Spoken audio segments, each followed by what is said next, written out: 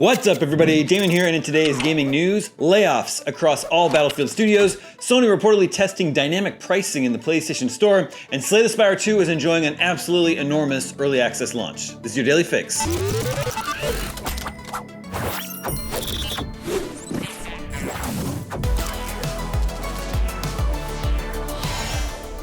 EA has laid off an unknown number of individuals from across its Battlefield teams, including workers at Criterion, DICE, Ripple Effect, and Motive Studios. Individuals are being informed that the layoffs are taking place as part of a realignment across the Battlefield studios as the team continues its ongoing live service support for Battlefield 6. IGN has reached out to EA for comment on total number and types of roles impacted, as well as for the specific reasons for the layoffs.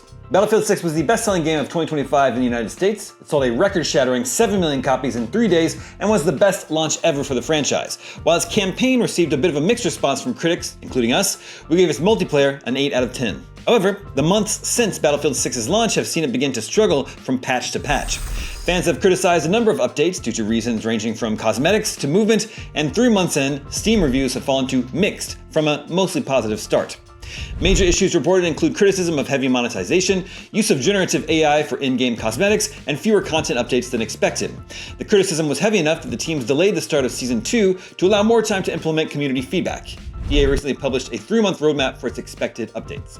Steam concurrents have also dropped significantly following Battlefield 6's big launch when it hit a huge 747,000 peak.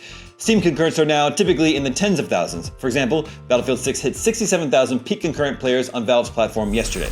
Of course, Steam numbers do not paint the whole picture of a game's popularity or success, given Battlefield 6 is also available on PS5 and Xbox Series X and S. But they do give us a sense of where a game is at, and in Battlefield 6's case, the drop-off may have been more dramatic than EA had expected.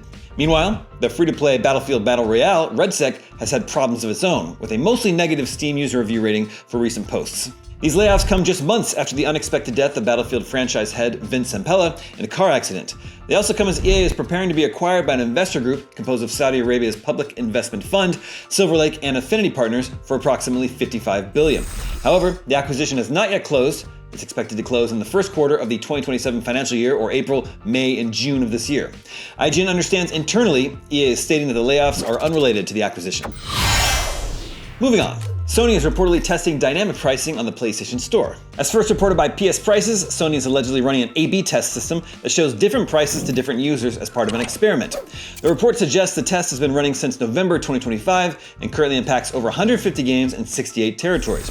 You may remember the backlash to dynamic pricing when concert ticket vendor Ticketmaster was accused of hiking the price of high-demand tickets for the Oasis reunion tour, prompting intervention from the UK government and new rules to prevent the resale of tickets for live events above the original cost. Of course, the issue there was scaling prices up when demand surged, whereas Sony's test appears to be examining the impact of discounts and a customer's prior purchase history.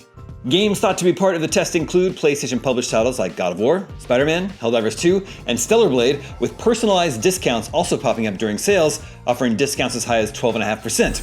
Some third-party games have also seemingly been involved, including WWE 2K25, Warhammer 40k Space Marine 2, Kingdom Come Deliverance 2, and more, offering discounts anywhere from 5 to 17%. Seems the prices have been tested in a number of countries, including Europe, the Middle East, Africa, and Latin America.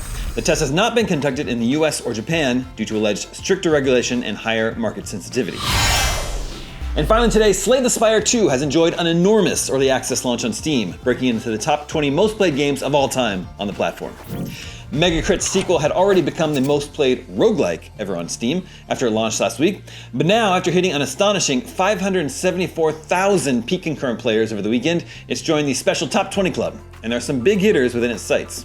Chief among them in the indie space is Team Cherry's Hollow Knight Silksong, which hit a peak of 587,000, and it's that game the developers at Megacrit cheekily pointed out as its target in a social media post celebrating their success. Our team is totally blown away by the amount of people who have been playing and sharing their love for the game we've been working on for the past half-decade, Megacrit tweeted. We're excited to continue to make Slay the Spire 2 the best that it can be. Also, obligatory joke, we'll get you one day, Silksong.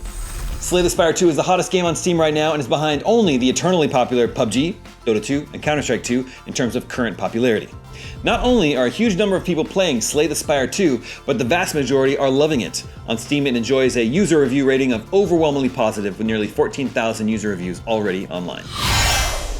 And that's your Daily Fix for Monday, March 9th. It's time for a brand new month of gaming. Jump into the humble March Choice Bundle and score an amazing lineup of titles. Right now you can grab Tempest Rising, Chants of Sonara, Sworn, Etrian Odyssey 3 HD, Bread and Fred, 0 Hour, Small Land, Survive the Wild, and Hard West 2. This all supports the Malala Fund, an organization working for a world where every girl can learn and lead by breaking down the barriers that hold back the more than 130 million girls out of school today. Head to humblebundle.com through April 7th to start playing now. I'm Damon Hatfield, and for all your video game news, stay tuned to IGN.